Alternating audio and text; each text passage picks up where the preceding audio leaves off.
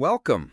This video provides a step-by-step guide on how to create users on the server side of your Rhosting Remote Access software. Proper user management is key to controlling who can access your server's resources. 1. Access the Rhosting interface.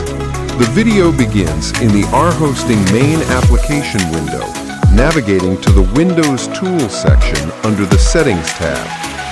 2. Open User Accounts. The first crucial step is to select user accounts from the Windows Tools list. This action opens the Local Users and Groups Management console. 3. Create a new user. Within the LUSRMGR window,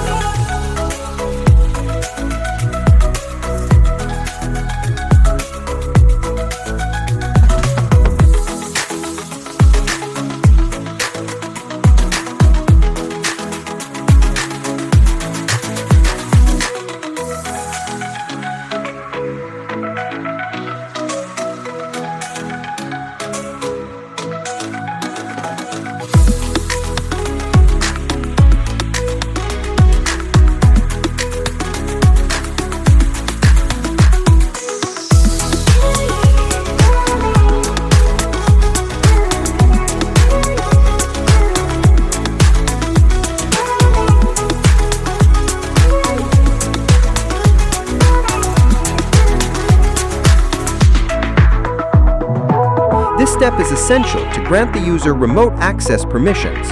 You'll navigate to the Groups section, open Remote Desktop Users Properties, and click on Add to select the new user.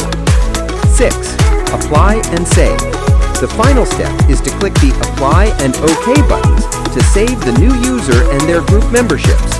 By following these steps, you will successfully create a new user on your Rhosting server and grant them the necessary permissions to connect remotely.